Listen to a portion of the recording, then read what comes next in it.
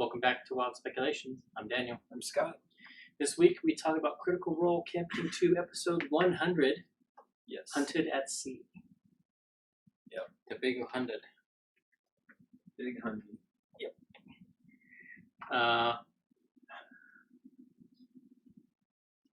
Not nearly the amount of side chatter I was expecting. Yeah. Although I must say, one thing that I like about the new format over the old format is they can't have secret conversations anymore. All the little asides that they used to... Including the whispers. Well, the whispers I didn't mind so much. But I always wanted to hear when they were doing the side talk. And because they have such good mic discipline, because they're professionals, they know the pickup range of their hardware. They know how to manipulate it so that it doesn't pick them up if they don't want to get it picked up. But this way, all the little side jokes were out for everyone. Because if they were going to say it loud enough for them to hear... That's the goal.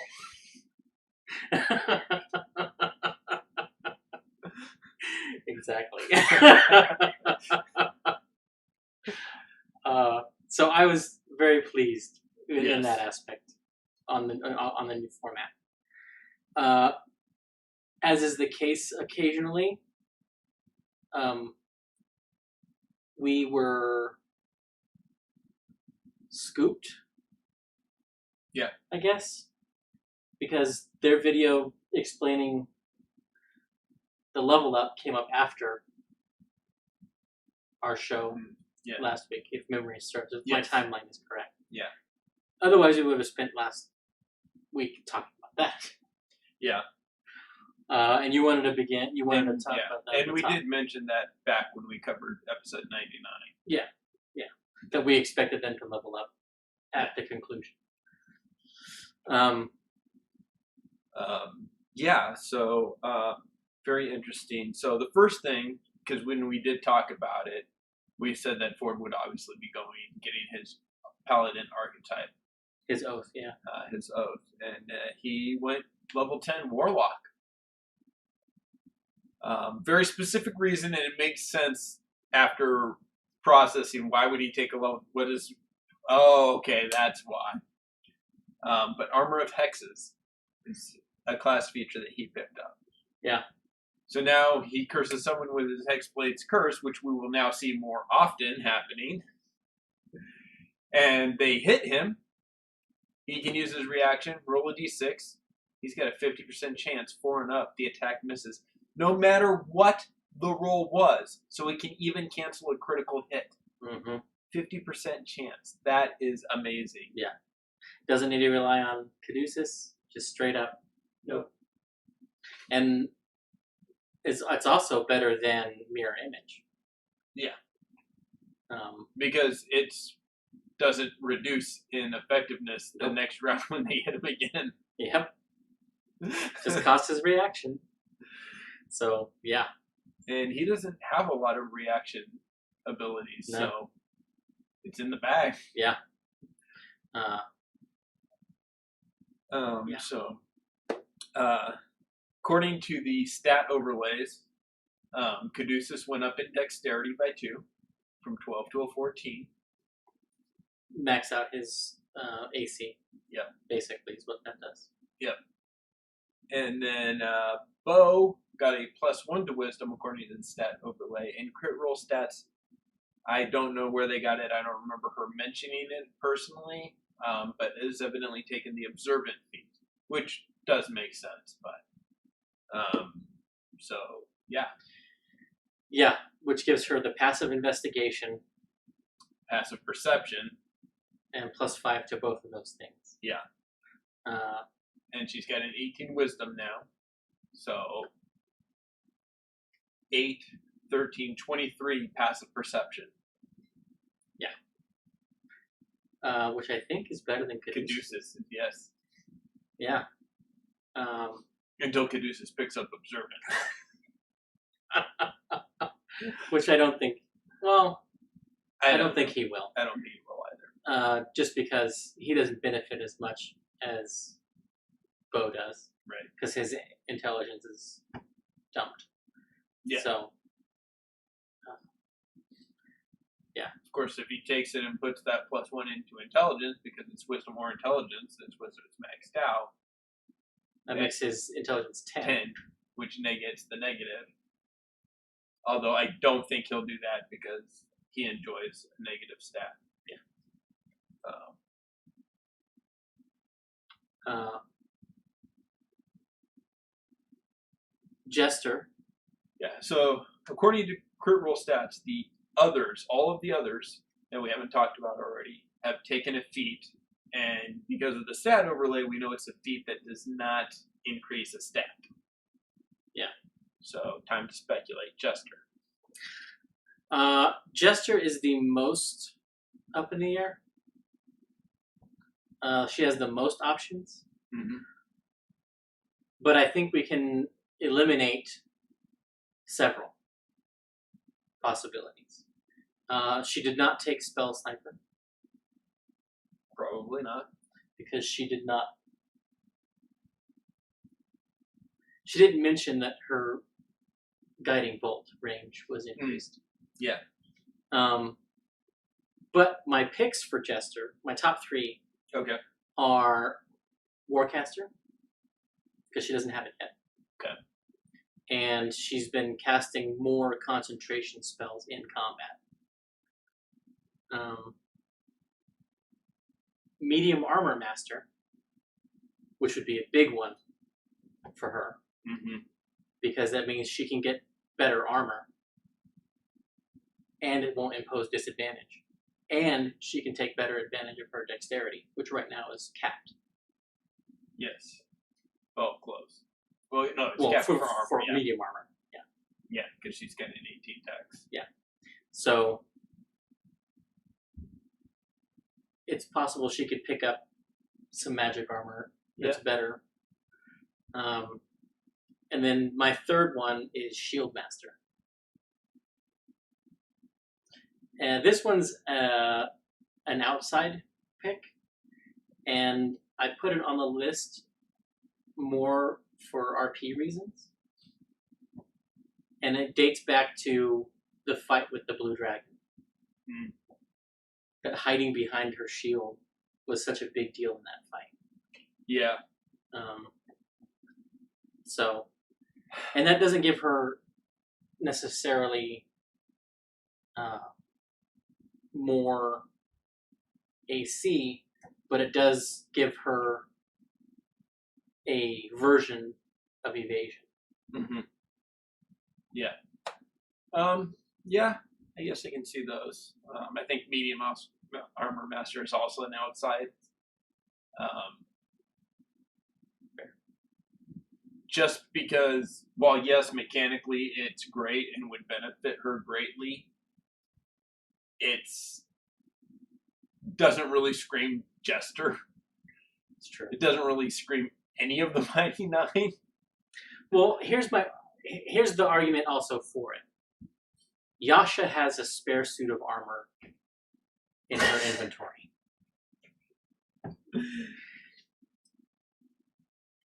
And Jester could use it. Yeah. Yeah. I mean, that's what I mean. Yes, it is outside, and I think the smart money is probably Warcaster. Warcaster, because she doesn't meet the prerequisites for the other one that I was going to suggest that she get, which was Inspiring Leader. She's one short on her charisma. Yeah. For that one.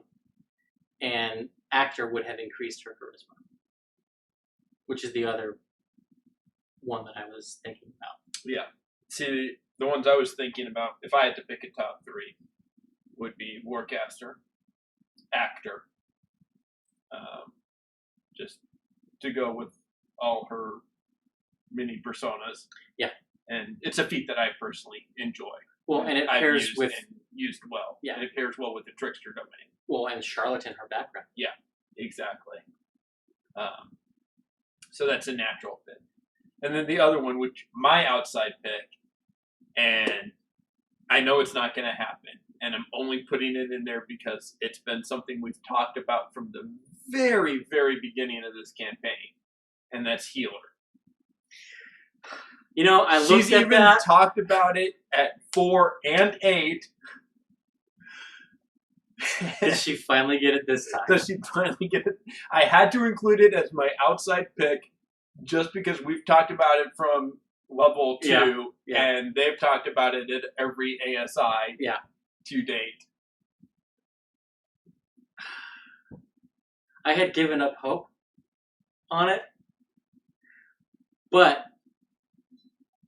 it would enable her to do what she has always wanted to do, which is to not prepare a healing spell. Right. But then, the negative to that is that's been our argument at level 4 and at level 8. Yes, but we had no indication that she had heard of it until 8th level. Leading up to it was shortly after 4th level the first it? time they mentioned it. Okay. Or it was either right before or right after 4th level that Matt first said there's a feat that lets you heal people. I'm pretty sure it was after 4th level. Yeah. So. And she was like, "Oh, I could have taken that." Yeah. So. Yeah, she's definitely heard it right around 4th level. It was mentioned again right around 8th level. We'll see. Yeah. I think that she steers clear of it just because she doesn't want to heal. And if she takes it, that more cements her into the healing priest than if she prepares a spell but may not ever use it.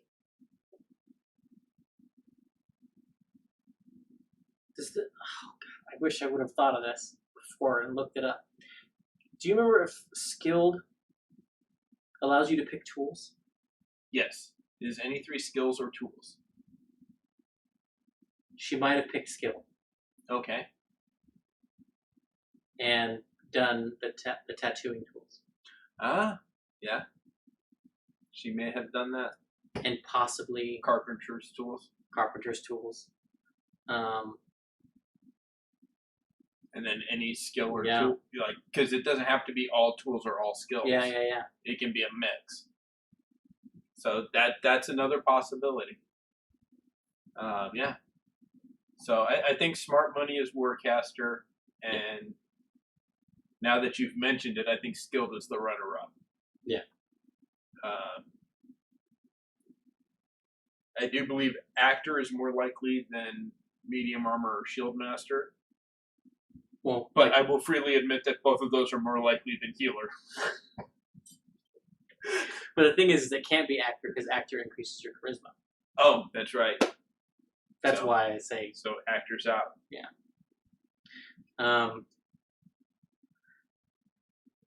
Who do we want to talk about next? Let's go, Caleb. Okay. My pick for his feat is Spell Sniper. Okay. And the combat with the turtle, the dragon turtle, doesn't discount it. Correct. But the battle does discount another possibility, which we've talked about previously, which is Elemental Adept. Right. The reason why I say that the turtle fight knocks that out is because he didn't correct Matt with Fireball. Yep. You know, most of his attack spells are saves, though.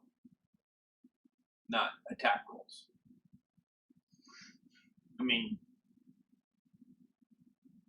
Firebolt and Scorching Ray, but... And Produce Flame. Disintegrate, the Widowgas Web of Fire, Fireball. That's true. My top pick is Prodigy, and we talked about this before the episode, and that is because crit roll stats shows. Now he has been mentioned as an afterthought as someone who's somewhat observant because he does have a 16 wisdom, But it says, according to crit roll stats, he's not proficient in perception. So that gives him a 14 passive plus 4. 3 for his wisdom, 1 for the luck stone. I believe that he took Prodigy because Matt made a very big point of including him with the big dogs of perception in noticing things. And he could have just taken Proficiency, which would bring him up to an 18 passive. If he chose Expertise, that puts him at a 22. Yeah. But I don't think he takes Expertise. No, I think it's in Arcana or something. It's Probably Arcana. Arcana. It's got to be Arcana. Because he's basically developing new magic. Yeah, he's developing new magic. He's the Do- fucking encyclopedia of... He is arguably the Empire's foremost authority on Dunamancy. Correct. So if he takes Proficiency in Perception, he takes Expertise in Arcana, he still has a tool and a language that could be added to his repertoire.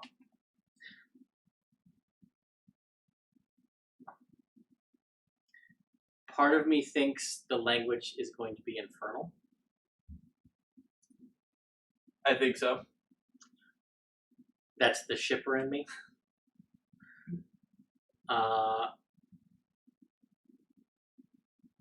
But it could also be Abyssal, which is what they've been running into. Or Undercommon, like what Bo did. I think it's going to be Infernal or Undercommon. Tools. Alchemist supplies. That's the one that I would think of.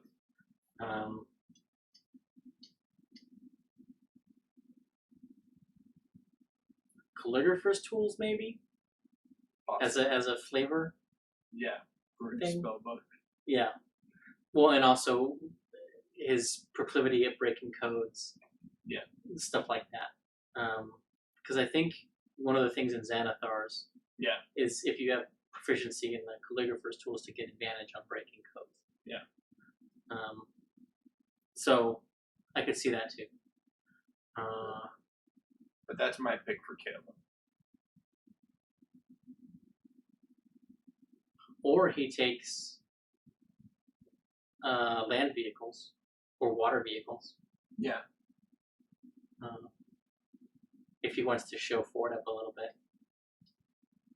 Well, if wasn't he takes he water working with vehicles. Orly as the navigator? Yeah. He could take navigator's tools. Yeah.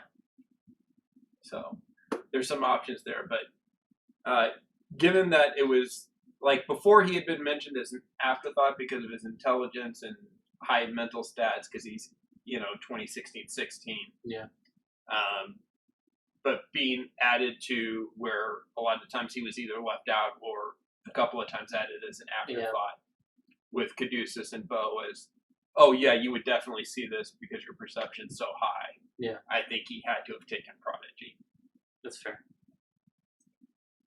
And I don't think, you're probably right with Spell Sniper not doing anything for his build, really. I mean, we saw a 6th level spell choice mm-hmm. in last episode, Disintegrate. Yep. And I was trying to think of another 6th level spell that he could take. A couple of them I discounted because I know it's in the books that he got. Well, he should have a total of 4 from level ups, right? For 6th level, no. Don't you Just get 2. Don't you get 6th level at level 11? 12th is their first 6th level spell. But it was every odd level. 3 you get 2, 5 you get 3. No, because he's only got 1 7 you 6th get level 4 slot. that they've listed. No, he's only got 1 6th level spell slot. So they just picked him up.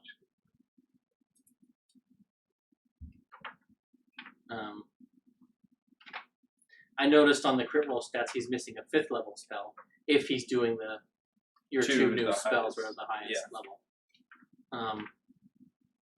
Because they only have 3 spells listed at 5th level. Nope.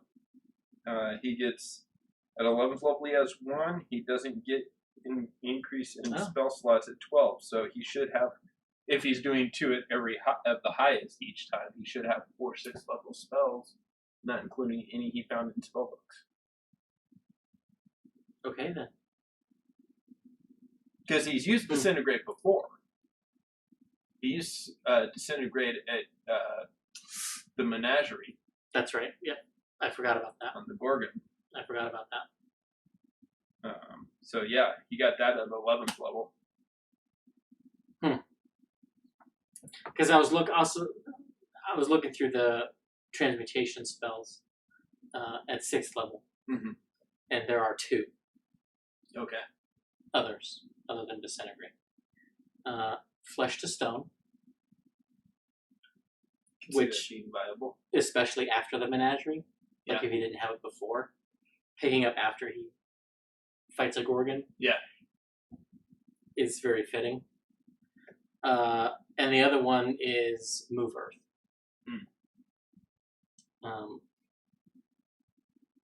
Which, if Caleb had Mold Earth, I would see more of an argument for. But otherwise, it's very niche and doesn't really fit. So, yeah. It leaves us with the Yasha and the Bat. The 2 easiest, in my opinion. Okay. Uh, Let me guess. Sharpshooter, Great Weapon Master. Yep. Yeah. I don't know. I know Ashley had mentioned on social media that due to her schedule at the time they were leveling up, she very hastily picked a feat. And I know there were some people online speculating that she took Savage Attacker instead of Great Weapon Master. But, yeah. Well, last time. Right.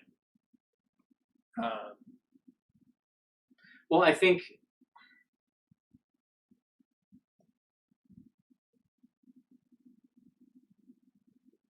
it has to be Great Weapon Master because, like, she's not benefiting as much in the sense of the extra weapon die from Savage Attacker with the Great Sword because it's only an extra d6. It's just the re-rolling of 1s and 2s. Right.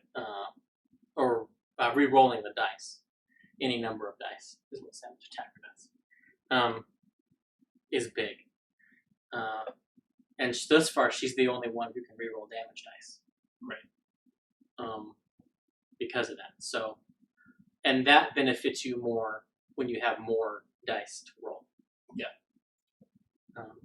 So, yeah. But I think Sentinel and Great Weapon Master pair so well. Yeah. The only other one that gets added in is Polearm Master. And she hasn't touched a polearm all campaign. So I don't expect her to. Right. The one thing I get, well, I think it's Great Weapon Master for Yasha too. For Beth, I'm not sure it's Sharpshooter. Sharpshooter's up there. But the other one is Skulker. Yeah. Because Skulker, she's not going to have disadvantage in dark. That's not that big. She's not the perception person. She's never intended to be. The big deal is that if she's hiding and misses, she's still hidden. And that's a big deal for a rogue. Well, for a halfling rogue. A Lightfoot halfling rogue. Yep. Who can hide behind their friends. Yep. So I shoot. Oh, I missed. Well, I'm still hidden. Oh, man. Okay. That's a strong contender.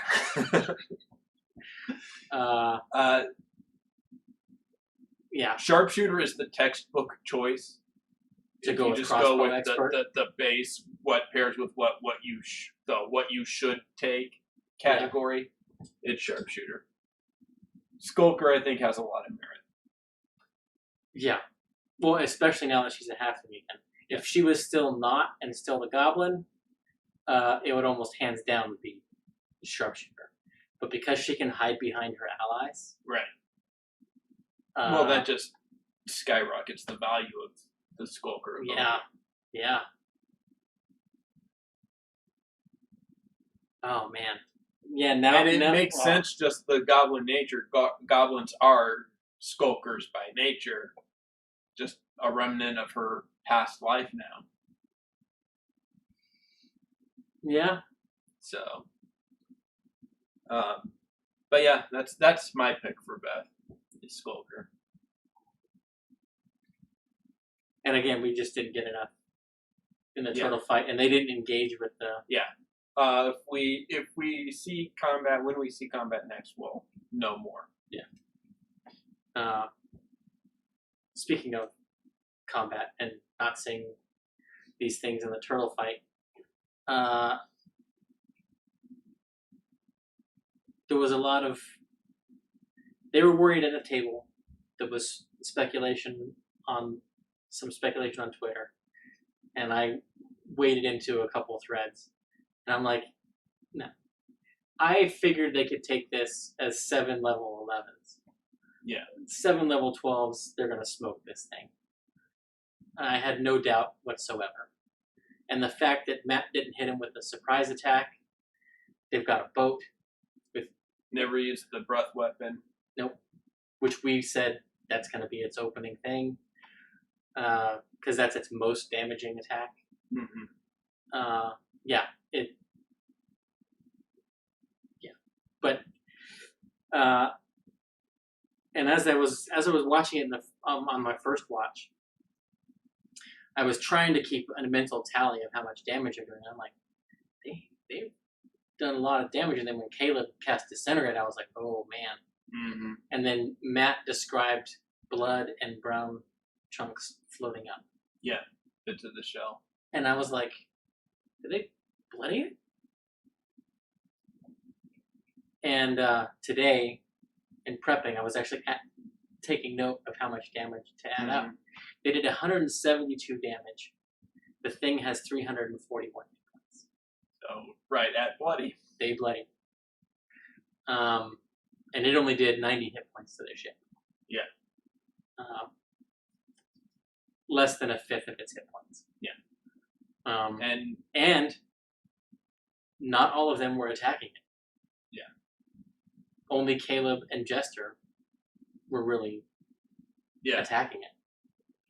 Caduceus was trying to debuff it. Which is what he does. Yeah. And Yasha were on the cannons. Right. Only one of which hit. Yep. And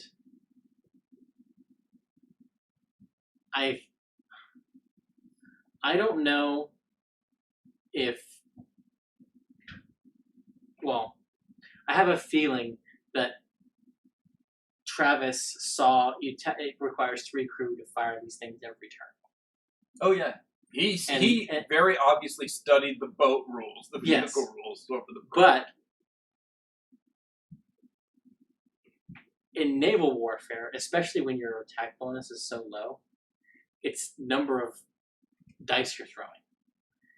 So just concentrating on half your cannons on a broadside is not going to generate your hits. Right. What they should have done is spent the turns readying all 4 cannons, then turning and firing all 4. And then concentrating on 2 if that's what you want to do, or start making the run. But they also just don't have the crew numbers aboard that's to do everything.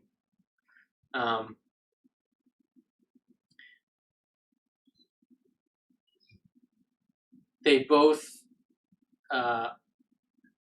used control water, which we said they probably were preparing every day. Yeah. They both used Whirlpool. Yes. In fact, I made a note of, we've talked about this in the past, and it's been more prevalent in the past. But Jester's rivalry with other spellcasters kind of reared its head this episode. Her self-induced rivalry. Yeah. I should say. I can do that too. Oh, well, I can do that too. Yeah. And she can, but... Well, and she had 2 turns where she says, I was going to do that. Mm-hmm. With Command and Polymorph. Yep. Yeah. It's...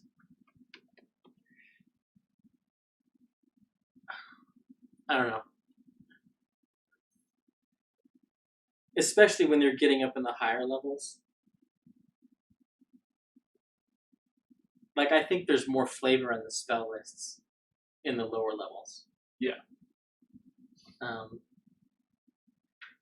Whereas as you get higher up, the choice narrows. Narrows, yeah. Because the spell lists get shorter. Yeah. And from a game design perspective, that's fine because they know most play doesn't even reach this level. Yeah. And 6th level is where it really starts crunching down. Yeah. 6th level spell, 7th level, 8th level, 9th level. Those are the ones where they really shrink down. Yeah. So that kind of stuff's going to happen more. Yeah. With the higher level, with Polymorph and Control Water. And definitely. And yeah, and given the fact she's a trickster cleric, so she's overlapping with the transmutation wizard and the grave cleric. Yeah. We also saw, well, I don't know, I had difficulty in the moment determining whether it was Jester or Laura when Sam as Beth is like, oh, when you're taking command, turns me on. I kind of had a difficult moment where I was like, who's telling her to get her ass downstairs? Yep. But it does seem that if it was Jester, then it seems that she's keeping the Ford flame smoldering, at least. I think it was Laura, but because it happened, it was Jester.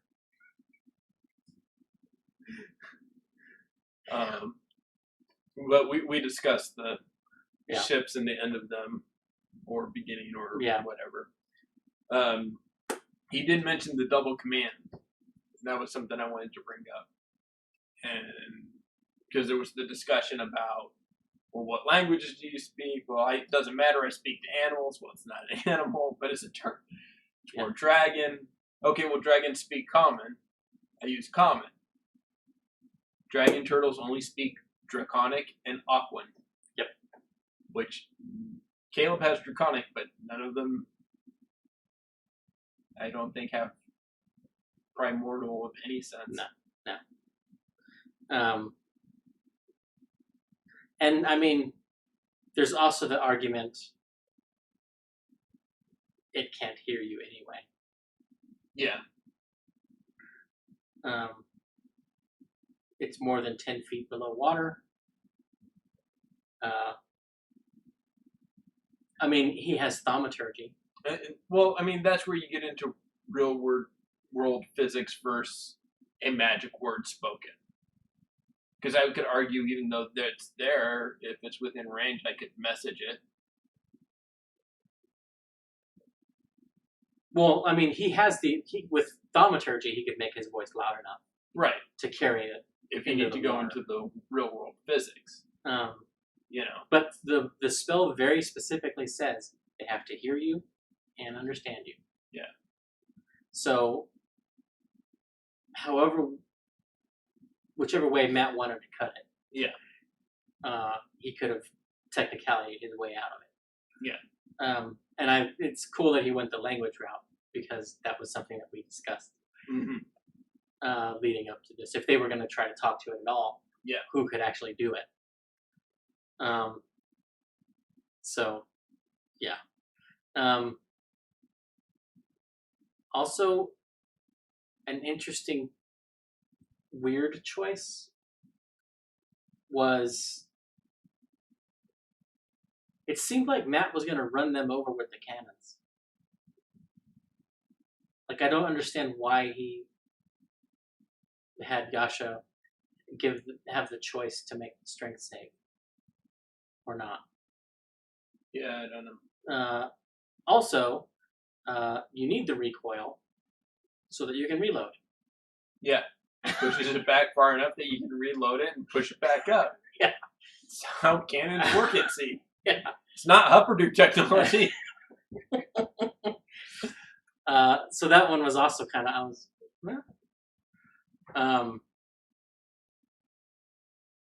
but yeah, I loved the Veth is still afraid of Yasha. Yeah. Because Ford's like, everyone up. Bo relays the order. And Veth's like, I'm not leaving my cannons. And Yasha's like, let's go. Okay. Yep. That was good. God, which just makes Skulker even more liked. Because now all I see is Veth hiding behind Yasha under her legs. And just... And if she hits, great, she does sneak attack damage. If she misses, they still don't know where she's at. Or hiding behind Bo from Yasha. Or yeah, that too. Yeah. I loved even more dragon than turtle. Travis. Yeah, there's the lionfish. It's more fish than lion.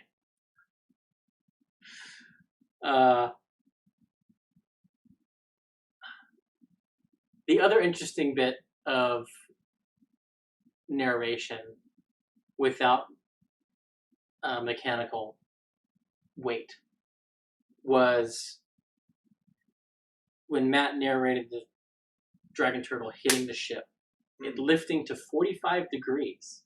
Yeah.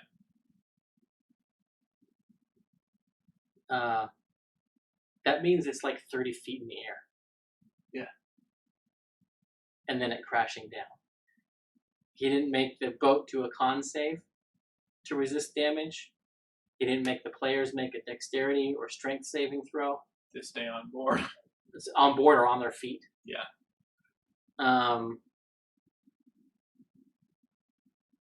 He just did the attacks on the ship. Yeah. Which I thought was interesting. And I wonder if in his mind the series of events was going to be, if the dragon turtle can close and they don't turn to shoot at it, it'll use its breath weapon. If they shoot at it, it will submerge. Because it's submerged at its next opportunity. Yeah, that's true. That could have been it.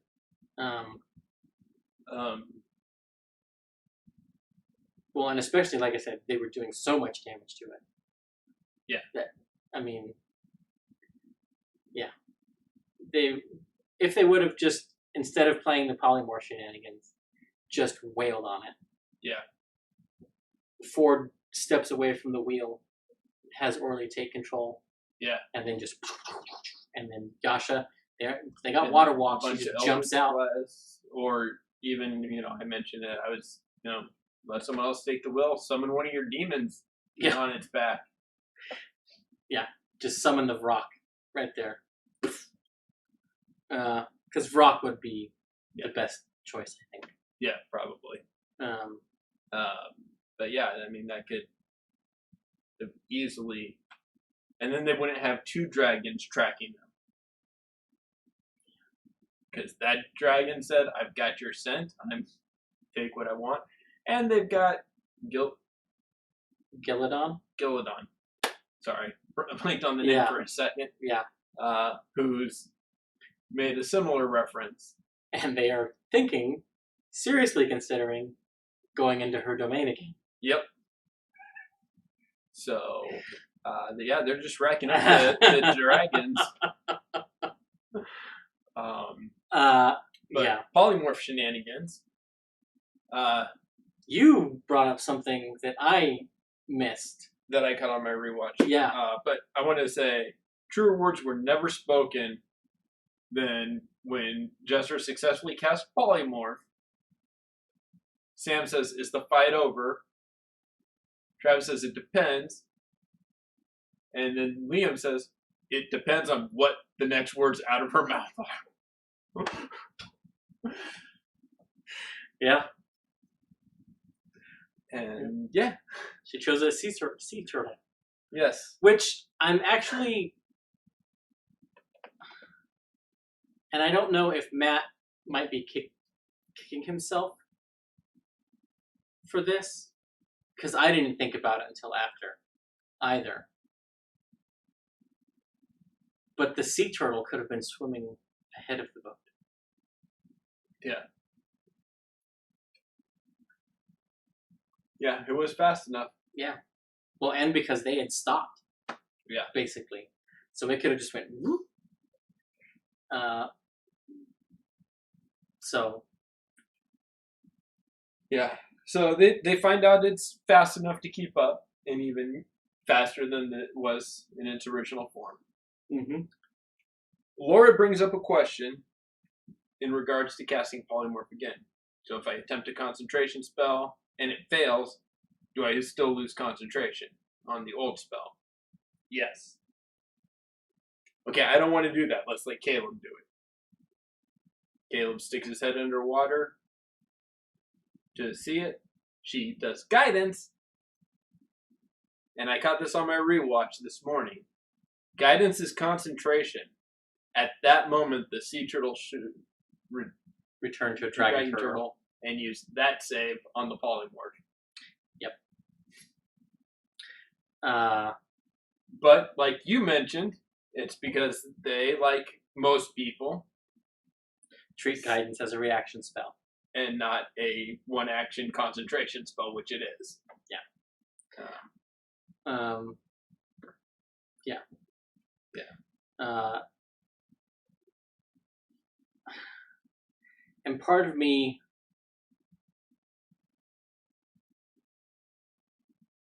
I don't know. I don't know if it's good or bad design.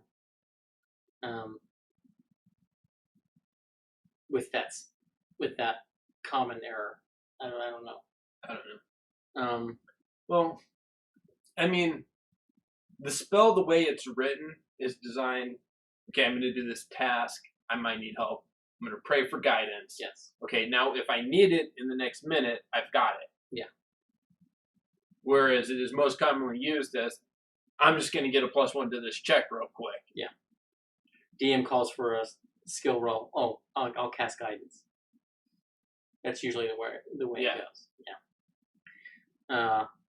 Yeah. So, an interesting thing in the running away from the dragon turtle, and this has nothing to do with the game really, or even the rules that Wizards of the Coast published for the ship, but it's something on the last 2 weeks that I was involved in a discussion in another role-playing group. Right. You can actually sail fast if your ship is properly rigged. You can sail faster tacking through the wind than the wind coming directly at your back. Because when the wind is at your back, you can never reach the wind speed. You will actually be slower than the wind speed. But if you're properly rigged with triangular sails and like schooners and everything, and you sail across the wind, the sails act as a wing. So you actually can be faster than the wind. Gotcha. But like I say, it doesn't really matter. Right.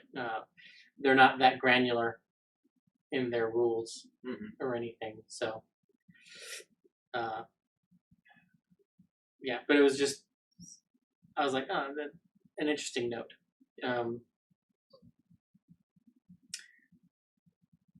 We get to Rumble Cusp. Yes.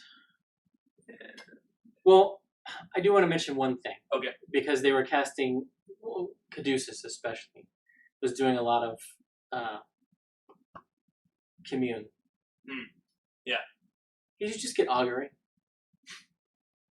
Most of his questions are yes and no. Well, They have to be with community. Yeah. Yes, no, indifferent. Yeah. But, like, why waste the high-level spell slot when you can get augury? Because really, especially the second time he cast it, they were questions that they didn't need. I agree with you to a large point. I will make the argument that it's can be more detailed. Still, yes, no, wheel, whoa. But this is augury is we're thinking of doing this. Is that going to be good or bad? This is well, if we do this, if we do this, if we do this. That's true. So you get a couple more questions and you can narrow down rather than just the broad sense. That's true. Though I do agree, for most of what they've used it for, most of what most people use it for, augury works just as well. Yeah. And it's faster. Yeah. And it's lower level. Yeah. Yes, Rumblecusp. This, from Matt's description of it to begin with, and especially when Caleb was flying with Frumpkin, he mentions the island has sort of a flower shape. Yes. It does not have a caldera. Correct. And there's lingering mist that's not going away. Yes.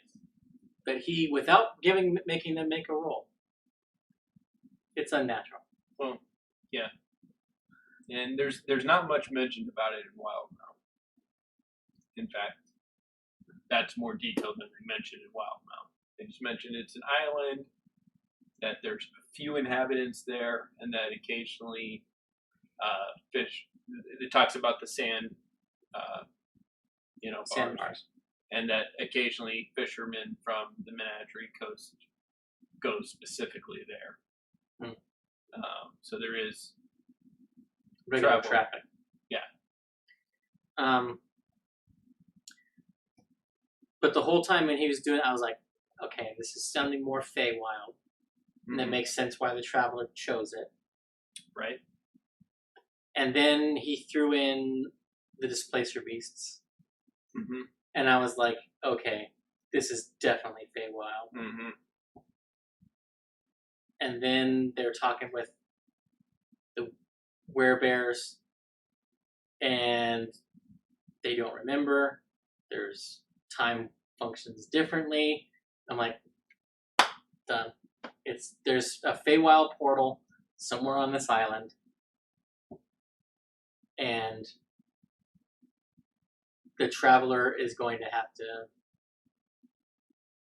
There's something going on. There's another Archfey that Artagan is copycatting, or someone's copycatting him. Yeah. Because this flock is much smaller. Yeah. The other possibility is there's no Archfey per se, but this is just a nexus of the Feywild. And is the beginning of Exandria. Like that, this is where the Feywild touches. Yeah. So I'm interested to see how that goes. Travis pointed out that he thinks it's the Phoenix, but we are fairly certain that is in Komorta. We are 100% certain for two reasons. One, Komorta is detailed as the resting spot of Deseret in the Explorer's Guide to Wildemount. Two, it was all but told to Bo in a lore dump. Yeah. When they were researching it. Yeah. So yes, I am more than fairly certain that this is not where. Now, kudos, because that shows that Travis hasn't cracked open Explorer's Guide to Wildemount because we were told even before we knew what was in the book that there would be spoilers for campaign 2 in it. Yeah. kudos to him. By the reaction in his face and how he was started questioning, you could tell, oh, maybe this is and yeah, that shows he didn't look ahead to try and. Yasha's hunt for flowers returns. Yeah, what's up with those flowers? I think they were supposed to do more.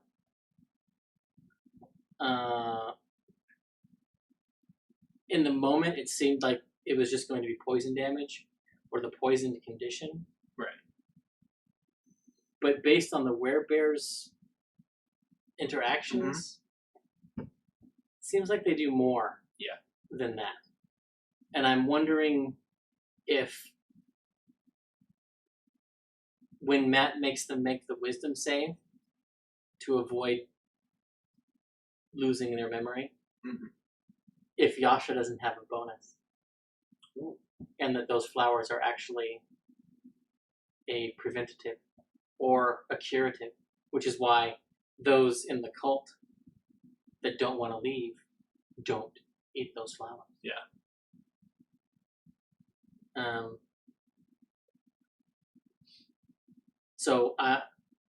Or they were supposed to do more than just poison and poison damage. Yeah. And they maybe have some kind of transmutative property. Possibly. So yeah, I'm not sure. Right. Yeah, the werebears, they scout Caleb through Frumpkin. The thing I found interesting, since you brought up ships a couple of times, he does the scout, he sees the village, he gets the info. Now, normally when he does this, his response is, I immediately tell the group. This time his response is, I go to Jester and tell her about it. Fuck the rest of the group. My concern is Jester. Well, I mean, you could argue that it's because of Traveler Con, but I was just about to argue that it's because of Traveler Con, and because 2 of the 7 of them were off exploring elsewhere, and he didn't know what the other ones were doing. Yeah. But yeah, and I think it's going to be an interesting dynamic because for the first time we're going to have Jester being the leader. Yes. And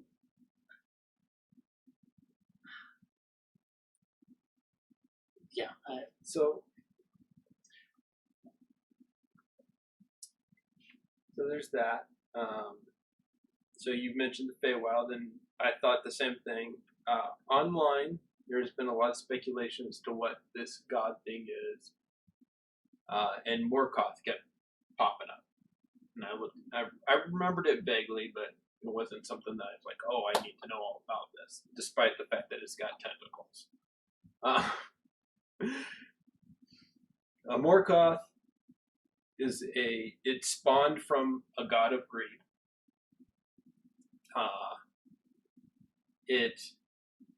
So the arguments against it are it doesn't have any kind of fire resistance, anything. It doesn't typically live in magma. It typically lives in water.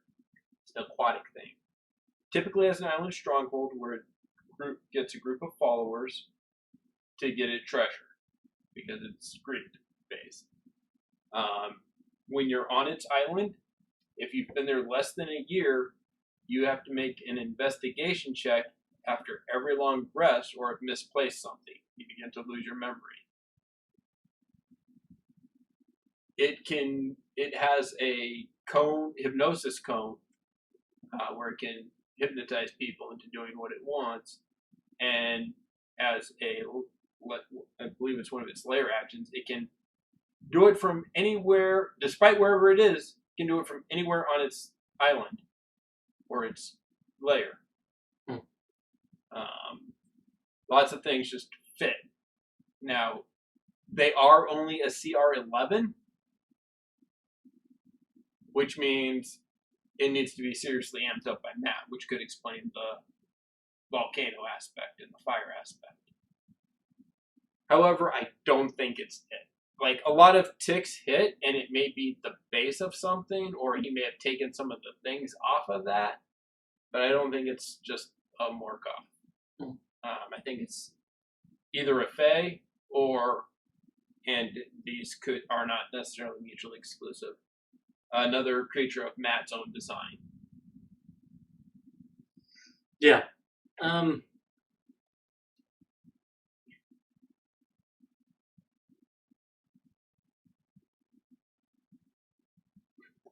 I don't think Traveler Con coincides with necessarily the release of the beings that are trapped. The Crawling King, right? Ukatoa. Absolutely not. We've speculated in the past whether or not that was possible. Yeah. But it doesn't seem like it's directly connected. Except, of course, for the possibility of, a Feywild and primordial connection, which leads back into the Trask. Right. More potential foreshadowing of that.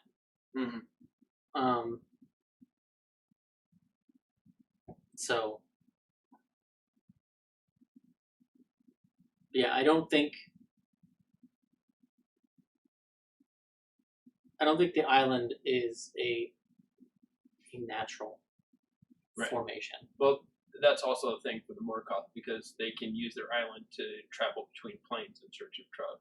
The island can leave and go to a different plane.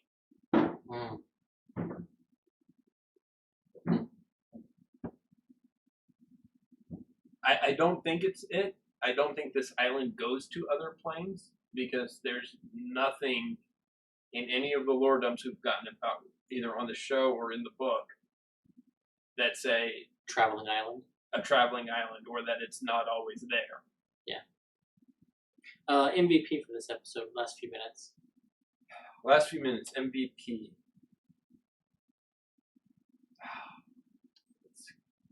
I have two potentials. I think I'm going to go with Caleb. Okay. Your choice? Caleb or Jester. Okay. Yeah, that's who I was debating between. Laura not only was the biggest damage dealer in the fight, she was the one who actually talked to the Dragon Turtle. Ish. Also, she determined that it was the clasp. Yes. Before everybody else did. Yeah. And Liam was playing a character that was from the clasp. Although odd that Chaos Crew would match so closely. Yeah. I'm interested to see how that plays. Some speculations. And this is one. I thought there were similarities, but I discounted it because the name is different.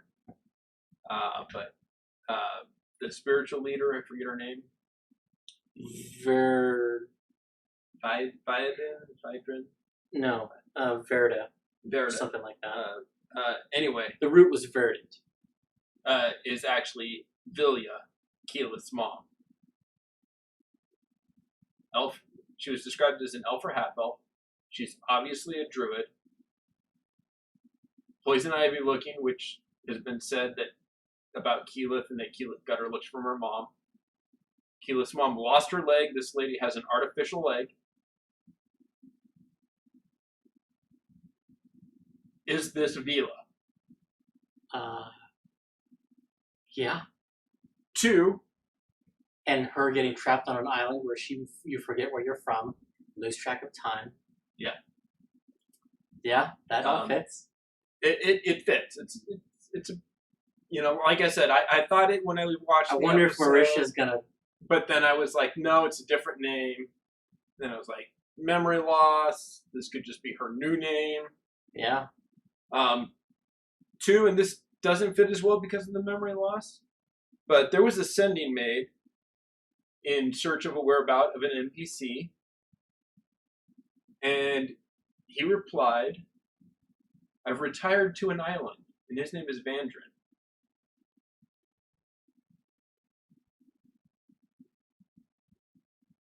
We're past episode 100. Things have to start tying together. I know it's going to go longer than 115 like the last campaign did.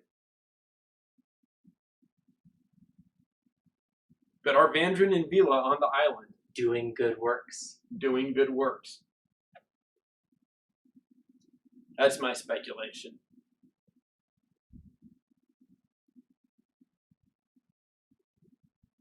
Yeah. I don't know.